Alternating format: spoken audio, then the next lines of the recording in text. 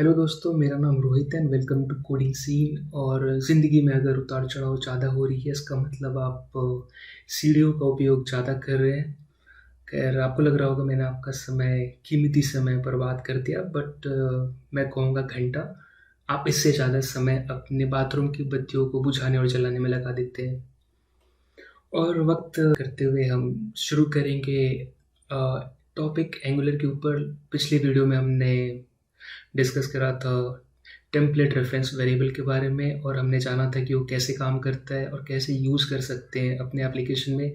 आज पिछले वीडियो में साथ ही मैंने कवर करा था उसके स्कोपिंग के बारे में, लेकिन वीडियो काफ़ी लंबा हो गया था और कुछ लोग बस कुर्सी छोड़कर उठने ही वाले थे, तो हमने सोचा कि अगले वीडियो में कवर कर देंगे। तो दोस्तों, टेम्पलेट रेफरेंस वेरिएबल की स्कोपिंग होती है, इसको कैसे हम समझ सकते हैं, इसके बारे में हम जानेंगे।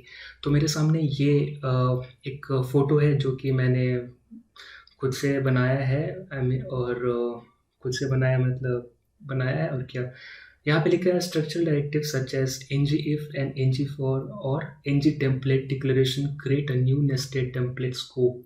इसका मतलब ये है कि कोई भी स्ट्रक्चरल डायरेक्टिव अगर आप यूज़ कर रहे हैं, जैसे कि ngif हो गया, ngfor हो गया, ngtemplate हो गया, ये एक न्यू स्कोप बनाती है या फिर नेस्टेड स्कोप बनाती है जहाँ पे भी आप यूज़ कर रहे हैं। तो थोड़ा-सा इसके बारे में हमने पिछले वीडियो में काफ़ी थोड़ा बहुत चर्चा किया था, लेकिन मैं पूरा कवर नहीं कर पाया था। तो इस वीडियो में जल्दी से हम इसको कवर करेंगे, ताकि और काफ़ी प्लेन शब्दों में मैं समझाऊँगा, और ताकि आपको समझ में आ जाए। तो ज़्यादा बकवास ना करते हुए हम शुरू करते हैं। तो ये रहा मेरा जगमगाता विज़ुअल स्टूडियो कोड, और यहाँ पे मैंने प्रोजेक्ट कंपाइल किया है, और जो कि एक बेसिक प्रोजेक्ट है। जब जब आप एंगुलर क्रिएट करते हैं तो ये मिलती है आपको। और यहाँ पर जो है मैं इसको क्लियर करूँगा इस सब चीज़ों को, क्योंकि हम इन सब को यूज़ नहीं करने वाले हैं यहाँ पे। साथ ही मुझे इधर कुछ क्लियर करने की ज़रूरत नहीं, इसको हम रहने देते हैं। और इसके बाद जब हम अपने पेज को देखेंगे तो ये खाली हो चुका है बिल्कुल। अब हम शुरू करते हैं स्कोपिंग के बारे में। तो लेट्स से अगर हम पुराना फ़ोटो को रेफ़र करेंगे तो इस पे लिखा है structural directive such as ngif। तो शुरू करते हैं ngif के साथ।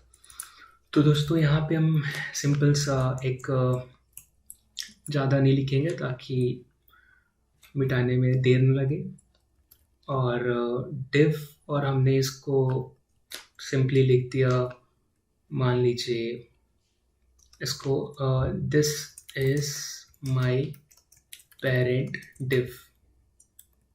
स्पेलिंग हमेशा की तरह रॉन्ग, लेकिन माफ़ी की याचना करते हुए ngif यहाँ पे हम लगा रहे हैं, क्योंकि हमने जस्ट अभी फ़ोटो में देखा था। ngif के बारे में हम पहले देखेंगे कि कैसे ये स्कोपिंग क्रिएट करता है। तो यहाँ पे लेट्स से हम ट्रू लिखते हैं, ठीक है, यहाँ पर। और इसको हटाते हैं। इसके बाद हम क्या करते हैं, इसके अंदर हम एक h2 टैग क्रिएट करते हैं। दिस इज माई, इसको नाम दे देंगे h2, ठीक है।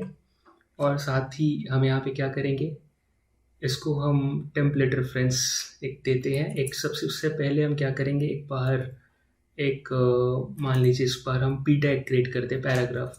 दिस इज माई पैराग्राफ, ठीक है।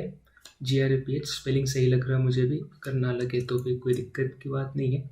यहाँ पे मैंने pref दे दिया, ठीक है, यानी कि p रेफरेंस। अब मैं कोशिश करूँगा कि ये ngif के अंदर एक्सेस करने के लिए, तो जस्ट इसके नीचे मैं क्या करूँगा, इसको यूज़ करूँगा pref। और इसके साथ आपको, जैसे कि लास्ट वीडियो में हमने बताया था, टेक्स्ट कंटेंट यूज़ करते हैं, CONTENT। स्पेलिंग हमेशा भूल जाता हूँ। और अगर मैं इसको रिफ़्रेश करूँगा तो अब मैं ये देखूँगा कि दिस इज़ माय पैराग्राफ जो है, ये तो नॉर्मली दिख रही है, लेकिन ये चीज़ जो है मुझे नहीं दिख रही है।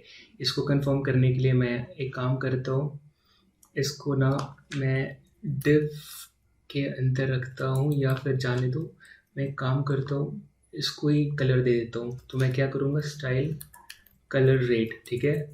लाल कलर दूर से दिखती है और आप मुझे बहुत दूर से देख रहे हो, तो जाहिर सी बात है ये दिख जाएगी। सो आप देख रहे हो कि ये चीज़ जो है वो मेरे रेड के कलर के बाहर है, यानी कि इस div के बाहर है, इसलिए इसकी रेंडरिंग रेड में नहीं हुई और इसकी हुई है।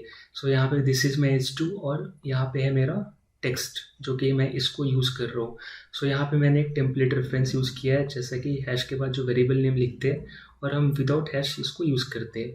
तो यहाँ पे जो है ये मेरा पेरेंट, मतलब ये पूरा पेरेंट स्कोप है और यहाँ पे ग्लोबल लेवल पे या फिर ऊपर पेरेंट है और इस एक नेस्ट डिव है मेरा, और इस पे हमने ngf जो कि स्ट्रक्चरल डायरेक्टिव है हमने प्लेस करा है और इसके अंदर हम यूज़ कर रहे हैं। जबकि और ये काम कर रहे हैं, करना भी चाहिए, क्योंकि ये जो है बाहर इसका स्कोपिंग जो है ये कंप्लीट टेम्पलेट में अवेलेबल है और ये जो है हम यहाँ पे इसको नीचे भी यूज़ कर पा रहे हैं, सेम जैसा कि हम जावास्क्रिप्ट में करते हैं। आपको पता होगा कि हम बाहर के वेरिएबल यूज़ कर सकते हैं, जैसे where a = 5 है, तो हम यहाँ पे अगर लेट्स से कहते हैं कि यहाँ पे फॉर लूप है या फिर इफ है, तो हम यहाँ पे यूज़ कर सकते हैं, ठीक है, a, और आप a = 7 लिख सकते हो, इससे कोई दिक्कत नहीं है, क्योंकि यहाँ पे हम इसको ये रेफ़र कर रहे हैं। और यहाँ पे कैसा है, सेम यहाँ पे ऐसा ही हो रहा।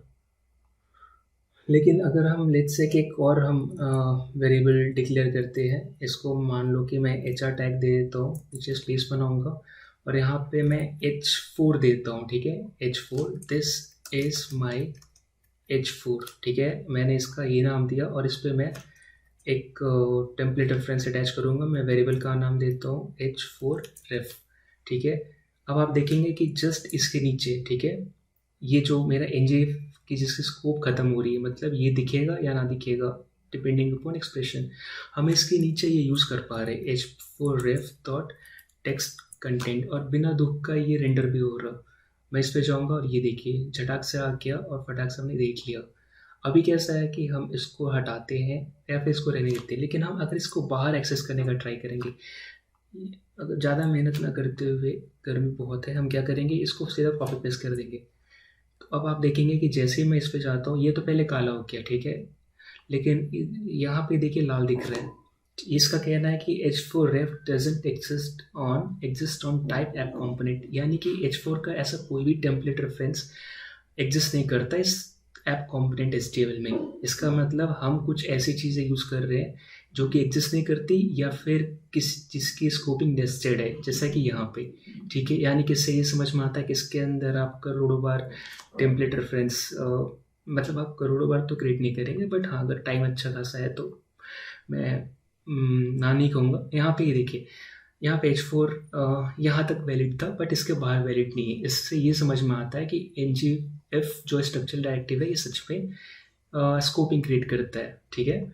और हम हमेशा बाहर की चीज़ों को स्कोप के अंदर एक्सेस कर सकते हैं, यानी कि जो पेरेंट लेवल पे है उसको हम यहाँ पे इसको यूज़ कर सकते हैं। सेम आप लेक्सिकल स्कोपिंग समझ सकते हो, जहाँ पे आप बाहर की चीज़ों को अंदर एक्सेस करते हो लेकिन अंदर की चीज़ों को बाहर नहीं करते। यानी कि जाहिर सी बात है कि यहाँ पे ये ग्लोबल लेवल पे है और ये एक नेस्टेड स्कोपिंग में है, तो इसलिए यहाँ पे ऐसे काम कर रहा। दोस्तों इसका एग्जांपल ले सकते हैं, जैसे ये बिल्कुल कंजूस लोगों की निशानी है, जैसे कि दूसरे लोगों की चीज़ों को ये ले लेते हैं, पॉकेट में डाल लेते हैं, लेकिन खुद की चीज़ों को बाहर नहीं आने देते।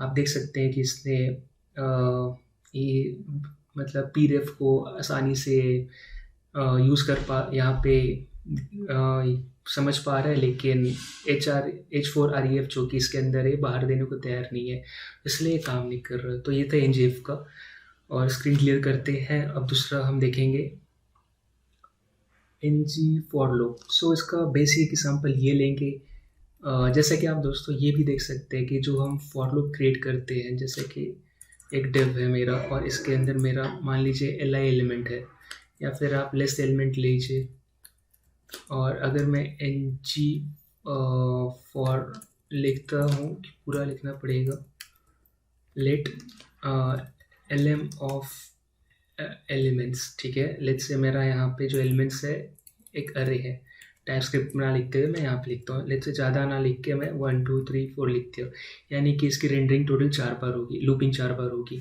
यहाँ पे जो जैसे कि इसका लेट का है, हम इसके अंदर ही एलिमेंट जो है हम इसके अंदर ही एक्सेस कर सकते हैं। ये अगर हम लिखेंगे ये रन करेगा, लेकिन अगर हम इसको बाहर लिखेंगे ये रन नहीं करेगा, क्योंकि ये बोलेगा कि कुछ भी बोल रहे हो तुम, ये मैं जानता ही नहीं कहाँ से आ रहा है। तो उसको ज़्यादा ना परेशान करके हमने उसको हटा दिया है। और हम इससे हम ये समझ में आता है कि इसकी अपनी स्कोपिंग है, यानी कि ये जो है इसके अंदर ही वैलिड है, इसके बाहर वैलिड नहीं है। सो बेसिकली आप हम देख सकते हैं इसकी अपनी स्कोपिंग है। उसी तरह हम यहाँ पे काम करते हैं, इनपुट टाइप ले लेते हैं और इसको थोड़ा खूबसूरती बढ़ाने के लिए हम क्या करेंगे, फॉर्म कंट्रोल, देखने में थोड़ी खूबसूरत लगेगी। और इसको मान लीजिए हम वैल्यू जो है बाइंड कर देते हैं, ठीक है। इसको जो वैल्यू बाइंड कर रहे हैं, या फिर एक काम करते हैं इसको ऐसे ही रहने देते हैं, आपको दिखाने के लिए हम कर रहे हैं। इस पर एक हम रेफरेंस अटैच करेंगे, इसका नाम दे देंगे इनपुट रेफ, ठीक है।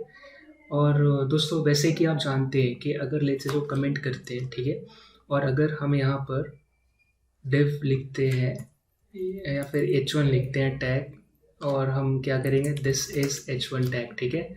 हम क्या करेंगे, इस पर अगर आप h1 रेफ लिखोगे, ठीक है, h1 रेफ, और इसको आप कॉपी करोगे, और इसको अगर आप h2 लिखोगे, दिस इज h1 2, तो आप देखेंगे स्क्रीन पर कि सिर्फ ये यहाँ पे नीचे। और एक चीज़ बताना भूल गया कि अगर हम इसको नीचे एक्सेस करने का ट्राई करेंगे, h1 रेफ डॉट टेक्स्ट कॉन्टेंट, अगर हम ये करने का एक्सेस करते हैं तो आप देखोगे कि यहाँ पे दिस इज़ h1 आ रही है, ये नहीं आ रही है, क्योंकि ये हमेशा यूनिक होना चाहिए, इसीलिए इसने फर्स्ट मैचिंग को चुना। अगर इसको हम रिप्लेस करेंगे और इसके जस्ट ऊपर लिखेंगे तो यहाँ पे h2 आ जाएगा। इसका मतलब कि ये कहता है कि पहला ही पकड़ेंगे, बाकी छोड़ देंगे, ठीक है। फिर ये समझाने के लिए था, और वापस हम उस पर जाएंगे। यहाँ पर इसको हमने वापस करा है और अपने दायरे में आ चुके हैं। यहाँ पर जाहिर सी बात है ज़िंदगी में दायरे में रहना। अब हम यहाँ पे क्या करेंगे, इसके जस्ट साइड में हम इसको प्रिंट करके देखेंगे, इनपुट रेफ डॉट। अब ये इसके नीचे ही कर लेते हैं, इतना कंफ्यूज करने की ज़रूरत नहीं है, पूरा ज़मीन अपना है। तो यहाँ पे हमने क्या लिखा है, ये जो इनपुट रेफ है ये वेरिएबल है, और हमने इसको बाद लिखा डॉट वैल्यू, ठीक है। और ये बात मान गया है, रिफ्रेश हुआ। अब ये बढ़िया नहीं दिख रहा, हम क्या करते हैं, एल को छोड़ के हम यहाँ पे डिव लिख देते हैं, ठीक है, ताकि, और ये डिव की स्पेलिंग रॉन्ग हो गई इसलिए उधर काला पड़ गया। फिर से उसको उजाला में लाते हैं, डिव, ठीक है। यस, अब सही दिख रहा है। हम चाहते हैं कि हम जो भी यहाँ पे लिखे ये हर एक यहाँ पे आ जाए, लेकिन हम उसको उसकी वैल्यू हम देख पाए, ठीक है। बट यहाँ पे हम एक चीज़ देख सकते हैं कि जैसा हमने नीचे एग्जांपल देखा था, इस केस में अगर हम इसको कॉपी करते हैं और वापस कंट्रोल Z करेंगे, जल्दी जल्दी करेंगे वरना कल रात हो जाएगी। नहीं, ये बस मजाक कर रहे हैं, मेरे साथ नहीं हो रहा कुछ। यहाँ पे जैसा हमने देखा था कि अगर हम सेम वेरिएबल यूज़ करते हैं दो इनपुट एलिमेंट्स के लिए जो कि अलग अलग है, या फिर दो अलग अलग एलिमेंट्स के लिए, तो हमेशा पहला डिटेक्ट करता है, बाकी को इग्नोर कर देता है, क्योंकि ये यूनिक होना चाहिए, ठीक है। यहाँ पे जो है, लेकिन हम यहाँ पे क्या कर रहे हैं, लूप में इसको रिपीट करने वाले, यानी इटरेट करने वाले हैं। आइटरेट में क्या होगा, इनपुट रेफ एक ही यूज़ होगी, राइट, लेकिन ऐसा नहीं है। यहाँ पे इवन दो एक ही है, यहाँ पे जो स्कोपिंग होगी इसकी मल्टीपल बनेगी, यानी कि ये हर एक रिपीटेशन के लिए इसकी एक अलग स्कोपिंग होगी। मुझे पता आपको लग रहा होगा कि मैं आपके साथ स्कैम कर रहा, बट हाँ, ये मैं आपके साथ कोई स्कैम नहीं कर रहा, ये सच है, हम यहाँ पे देखेंगे। और इसको देखने के लिए हम क्या करेंगे, एंगुलर अभी सोया हुआ है, ठीक है, बेसिकली इसको जगाएंगे हम, इसको बताएंगे कि भाई हमने कुछ चेंज करा है, उसको तुम डिटेक्ट करो। इसके लिए हम क्या करेंगे, दो ऑप्शन है, या फिर हम बाहर लिख देंगे, एक बटन अटैच कर देंगे, उस पर हम कुछ भी इवेंट के मेथड अटैच करेंगे, या फिर इवेंट कॉल करेंगे, या फिर यहीं कर देंगे। सो ज़्यादा टाइम बर्बाद नहीं करते, हमने यहाँ पे 0 पास कर दिया, ठीक है। हम कह रहे हैं कि भाई ये जो है बेसिकली एक नॉर्मल एक्सप्रेशन, ठीक है। हमने कहा कि देखो तुम कुछ करो ना, और अभी भी कुछ कर नहीं रहा क्योंकि एरर आ गई है। तो ये हमने कहा कि जब भी तुम चेंज हो तुम बस ये 0 को रन कर दो, या फिर रिटर्न जो भी इसको एग्जीक्यूट कर दो, ये कुछ है नहीं तो चलेगा नहीं कुछ। लेकिन हाँ, एक चीज़ है, ये आपको पता है जैसे एंगुलर में कुछ चेंज होना हो, लेकिन चेंज डिटेक्शन रन होती है। इवन आपने कुछ भी बटन क्लिक किया हो और उससे कोई एक्शन नहीं हुआ, लेकिन हाँ, अगर बटन पे क्लिक इवेंट है या किसी प्रकार के अलग इनपुट पे इवेंट है, तो एलिमेंट पे इवेंट है, तो वो पक्का चेंज डिटेक्शन रन करते हैं, यानी कि एप्लीकेशन में क्या चेंज हुआ है उसको रेंडर करने के लिए, ठीक है। तो यहाँ पे हम सेम क्या कर रहे हैं, यहाँ पे हम ए लिखे, हमने पी लिखे, हम नीचे आए, सी लिखे, हम डी लिखे। आप देख सकते हैं कि ये एक एक करके आना शुरू हो गया। आप जबकि हमने यहाँ पे क्या करा था, एक ही इनपुट एलिमेंट यूज़ किया जिसका एक ही तरह का स्ट्रिंग है, यानी कि हमने जो आइडेंटिफायर यूज़ किया है या नेम जो यूज़ किया है यहाँ पे वेरिएबल का, वो एक ही है, लेकिन यहाँ पे उसकी स्कोपिंग मल्टीपल हो रही है। इससे पता चलता है कि फॉर लूप में जैसा कि एनजीएफ में हुआ था, इसकी भी स्कोपिंग जो है नेस्टेड होती है। अगर आप अगर स्कैम से बचाने के लिए मैं आपको यहाँ बाहर प्रिंट कर दूंगा और आप देखेंगे कि ये फिर से बोलेगा और इधर ऑलरेडी काला पड़ जाता है बाद में। अच्छी बात है, पता चलना चाहिए। यहाँ पे देखिए एरर दे रही है, ये फिर से कह रहा है कि भाई तू जो इनपुट रेफ बता रहे हो ना, वो कहीं पे मिल नहीं रहा है, तो या फिर बताओ या फिर हटा दो। मैं हटा ही देता हूँ क्योंकि बताने के में ज़्यादा टाइम लग सकता है, आप जानते हैं। तो ये था एनजी फॉर्म में। अब हम दूसरा देखेंगे, वापस फोटो पे जाएंगे, हम देखेंगे एनजी टेम्पलेट पे, ठीक है। यहाँ पे एनजी टेम्पलेट पे अगर हम देख रहे हैं तो सिंपल सा पहले एनजी टेम्पलेट बना देते हैं, जो कि एक टेम्पलेट प्रोवाइडर है काइंड ऑफ, मतलब एक रैपर प्रोवाइड करता है जिसको आपको जो भी आपके इसके अंदर के एलिमेंट्स है उसको एक उसके लिए एक रैपर प्रोवाइड कर रहा है। इंस्टेड ऑफ हम क्या करते हैं, डिव भी यूज़ कर सकते हैं यहाँ पे, लेकिन यहाँ पे कैसा है कि वो ब्लॉक लेवल एलिमेंट है। हम यहाँ पे क्या है, ये कोई इसकी ब्लॉकिंग नहीं है कुछ भी, तो इसकी स्कोप इसका जो ये है रेंडरिंग का तरीका है कुछ ऐसा है कि जब ये ट्रू होगा तो ही रेंडर होगा, फॉल्स में ये दिखता भी नहीं है, ठीक है। यानी इस काइंड ऑफ प्लेस होल्डर बना देगा, लेकिन हाँ उसको ऐसे डिव जो है एंटर नहीं कर लाएगा नहीं, ठीक है। तो अगर हमने यहाँ पे लिखा सपोज कुछ, लेट्स से हमने लिख दिया, यहाँ पे दो तरीका है, आपको पता है हमें एनजीएफ यूज़ करना पड़ेगा, ठीक है, ट्रू, और दूसरा इससे हमें दिखेगी this is my NG template, ठीक है, इससे ये दिखेगी, आप देखोगे यहाँ पे रेंडर होके। दूसरा तरीका आपको पता है, इसको रेफरेंस चाहिए, ठीक है। लेट्स से मैंने डिव लिखा और इस पे मैंने कुछ ना लिख के मैंने एनजीएफ लिखा था, पूरा ही लिखवाता है, और मैंने कहा कि अगर फॉल्स है तो तुम इसको रेंडर कर दो माई टेम्प, ठीक है, रेफ, यानी कि ये जो टेम्पलेट रेफरेंस है ना, ये जो टेम्पलेट है यहाँ पे जो है ना हैश नहीं लिखते, ठीक है। यहाँ पे हम कह रहे हैं कि इसके जगह तुम ये दिखाओ, ठीक है, अगर ये फॉल्स है तो तुम इसको रेंडर करो। इसने यही किया, और इफ फॉल्स तो ये यहाँ पे एल्स लिखनी पड़ती है, थोड़ा तेज नहीं हूँ मैं, लेकिन हाँ एनजी टेम्पलेट दिख गई मुझे, ठीक है। अब मैं क्या बोल रहा कि यहाँ पे अगर लेट्स से मैं कुछ भी करता हूँ, मान लीजिए कि मेरा यहाँ पे H2 एलिमेंट है, this is my H2 element, ठीक है, बोलता बहुत हो लिखता कम, तो पूरा मत देखा करिए। रेफ लिखा मैंने, ठीक है। यहाँ पे कैसा है कि मैं इसके अंदर ट्रैक कर रहा हूँ, ये भी कंफ्यूज है, ये बाहर की चीज़ों को ले लेता है आराम से, लेकिन देता कुछ नहीं बाहर की ओर, मतलब पता नहीं आप क्या समझ रहे हैं। तो ये देखिए लेन देन के बाद में यहाँ पे देखिए दिस इज माई H2, ये दिख रही है क्योंकि हमने इसकी स्कोपिंग ग्लोबल लेवल पे हम इसको इधर यूज़ कर पा रहे हैं, ठीक है। लेकिन वही चीज़ हम क्या करेंगे, इसको कॉपी करेंगे, इसको हम H3 लिखेंगे, ज़्यादा स्पेस नहीं, ज़मीन की जगह कम पड़ जाएगी। H3 लिखा हमने, दिस इज H3 बनना है, ठीक है, और इसको भी हम H3 कर देते हैं, वो चेंजेस करनी पड़ रही है, ठीक है। इसको H3, और हम चाहेंगे कि पहले इसको देख लेते कि अंदर भी काम कर रहे हैं, स्कैम हो रहा है।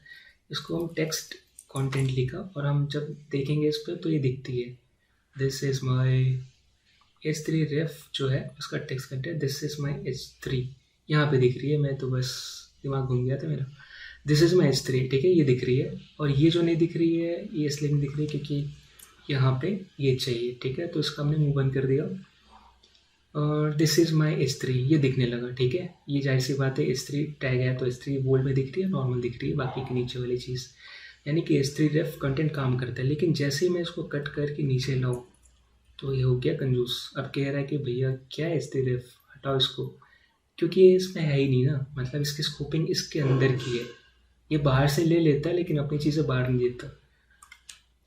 तरक्की के मामले में पीछे है ये। और ठीक है, सबकी अपनी सोच होती है, इसकी भी अपनी सोच है और इसका वर्किंग ही ऐसा है। बेसिकली अगर आपको स्कोपिंग चाहिए ताकि आपके जो भी इंटरनल वेरिएबल यूज़ हो रहे हो वो बाहर कोई बाय मिस्टेक यूज़ करके चेंज ना कर दे या कुछ करे ना, इसलिए ये ऐसा स्कोप प्रोवाइड करता है। तो इससे हमने देखा कि ये जो मैंने फ़ोटो में दिखाया वो 100% करेक्ट है और कोई स्कैम नहीं हुआ आपके साथ। तो हम इससे ये समझ में आया कि जो भी स्ट्रक्चरल डायरेक्टिव है ngif, ngfor, ng टेम्पलेट के अंदर अगर हम कुछ भी टेम्पलेट रेफरेंस यूज़ करते हैं तो उसकी एक स्कोप क्रिएट होती है जिसको नेस्टेड स्कोप कहते हैं। और दोस्तों दूसरी बात ये है कि लास्ट वीडियो में हमने पढ़ा था कि एक्सपोर्ट एज, तो बेसिकली ऐसा है कि ये चीज़ आपको अगर इसके बारे में क्लियर नहीं है तो आप पुराने वीडियो में जाके देख सकते हैं कि हम कैसे कंपोनेंट और डायरेक्टिव पे एक्सपोर्ट एज करते हैं और फिर हम टेम्पलेट रेफरेंस को वेरिएबल क्रिएट करके इसको प्रोवाइड कर देते हैं। यानी कि हम बात कर रहे हैं सेम ऐसा कि एक मान लीजिए फॉर्म है अपना और यहाँ पे एक्शन पुराने स्टाइल में आ रहा है और यहाँ पर अगर हम फॉर्म क्रिएट करते हैं #f, ठीक है, तो ये नॉर्मल फॉर्म हो गया। यहाँ पे जाएंगे हम, यहाँ पे रिएक्टिव फॉर्म मॉड्यूल ऐड कर देंगे ताकि एरर का मुंह ना देखना पड़े। रिएक्टिव नहीं, फिर से एडवांस बन रहा हूँ, टेम्प फॉर्म मॉड्यूल, ठीक है। बहुत चीज़ें पढ़ाई के बाद कुछ चीज़ें याद नहीं आती।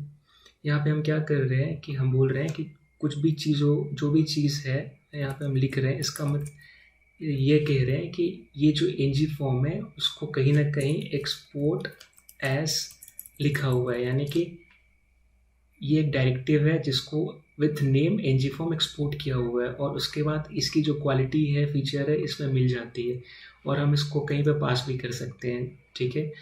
और आपको अगर इसका स्टेटस देखना है तो हम क्या करेंगे, f, ठीक है, डॉट वैलिड देख सकते हैं, ठीक है, ये ट्रू ही बताएगा, ठीक है। अगर आप यहाँ पे अगर लेट्स से अगर इनपुट ये तो आपको पता ही होगा, यहाँ पे जो है अगर यहाँ पे मान लो कि इसके अंदर हम प्लेस करते हैं क्या बोलते हैं, अगर इसके अंदर हम प्लेस करते हैं ng मॉडल और यहाँ पे हम क्या कर रहे हैं ng मॉडल, ठीक है, और अगर हमने बोल दिया कि रिक्वायर्ड है, ठीक है, तो अब देखते हैं कि क्या होता है। रिक्वायर्ड ट्रू कर सकते हैं, अब तो ये वैल्यू भी लेने लगा है, ठीक है।